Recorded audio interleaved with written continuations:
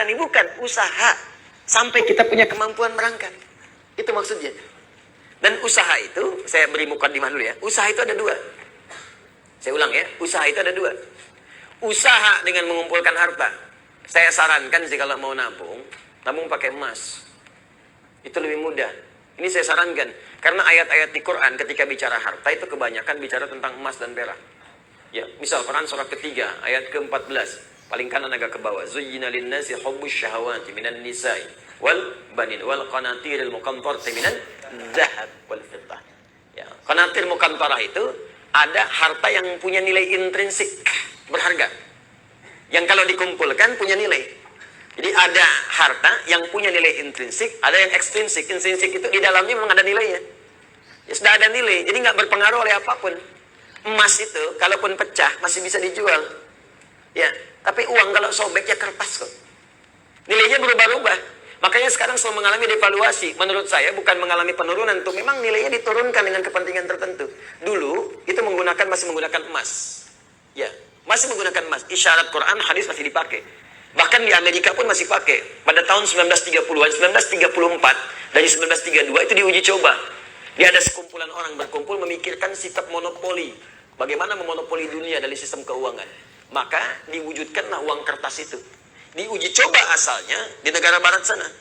Lokal sifatnya. Lokal. Apa yang diuji coba? Ditarik emas-emas dari penduduk lokal, dibuatlah uang kertas. Yang tidak mematuhi diberikan hukuman. Maka dari situ diberikan uang kertas, tapi uang kertas itu masih punya nilai setara dengan emas. Diberikan per onsnya emas itu setara dengan $20 pada masa itu. Terus orang nukar tuh, yang sadar bahwa kertas ini nggak punya nilai intrinsik, maka dia menyimpan kemudian emasnya di tempat lain supaya tidak kena hukuman.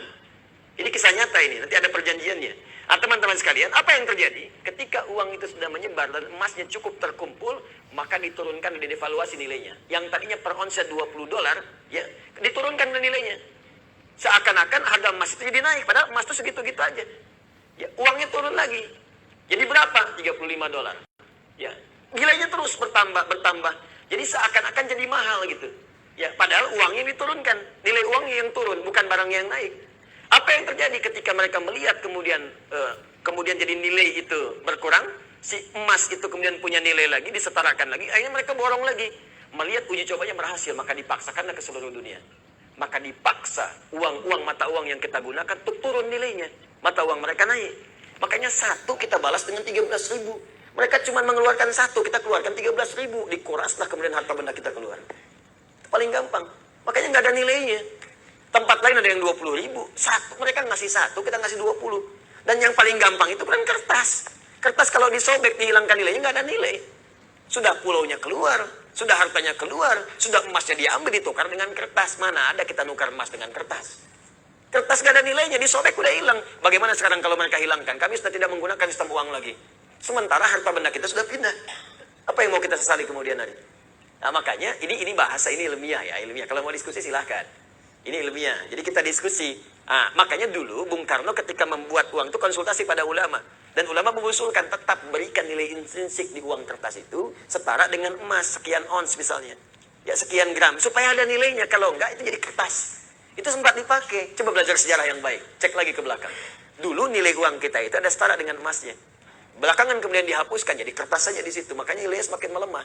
Sebetulnya bukan uangnya yang lemah. Bukan bendanya yang naik. Uangnya yang dilemahkan. Kalau bendanya segitu-gitu aja, tempe kan gak berubah segitu-gitu juga. Cuma nilai uangnya melemah, seakan-akan tempenya naik, padahal keratnya segitu aja. Akhirnya tempe pun disesuaikan dengan uang. Ya kan, 2.000 tebel, 1.000 tipis gitu kan. Ya, 500 udah tipis dibelah. Itu kan? Itu coba belajar di situ. Terus ada perjanjian dulu, se-Eropa itu diajak kumpul. Makanya bikin dulu ada The Fed ya, masih sekarang sampai ada.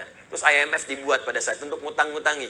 Ya, itu ini pelajaran ya, mesti kita tahu gitu ya, konteks ini untuk belajar. Makanya ekonom kita itu selain pintar mesti soleh. Supaya dengan kesolehannya bisa memberikan manfaat untuk bangsa. Itu poinnya. Dan kita mesti belajar.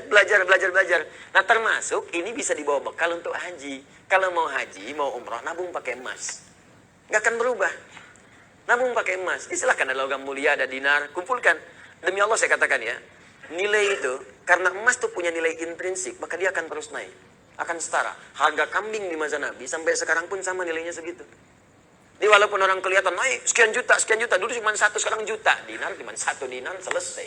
Dari dulu 1 dinar, sekarang 1 dinar. Ya. Dari dulu emasnya sekian, ya sekian. Anda kalau nabung pakai emas, mungkin nggak akan 20 tahun, 40 tahun. 10 tahun Anda pakai HJONA Plus tuh.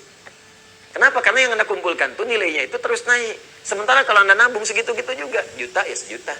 25 juta ya 25 juta. Cuman persoalannya ketika berangkat, didevaluasi nilainya, jadi mahal. Naik. Di kerja keras Anda itu terkumpulnya cuma segitu. Coba bayangkan kalau 10 tahun Anda dapat penghasilan, belikan emas, belikan emas, belikan emas. Mungkin akan turun jaraknya. Orang yang nabung 20 tahun ngantri lama-lama, mungkin Anda cuma 10 tahun pakai warna plus. Dapat Anda di situ. Kalau nggak percaya silakan coba buktikan pelan-pelan di situ. Dan tidak melanggar hukum. Karena uang transaksi yang kita gunakan tetap rupiah. Kita nabung pakai emas, jual pakai rupiah, setelah itu berangkat. Ya kan? Apa yang dilanggar di sini? Nggak ada yang dilanggar. Dan kita memberikan pelajaran bahwa ada nilai di balik itu ketika mengikuti tuntunan-tuntunan Rasulullah SAW dan menghidupkan nilai kebangsaan kita di situ. Jelas sampai sini? Baik, itu bagian pertama. Yang belum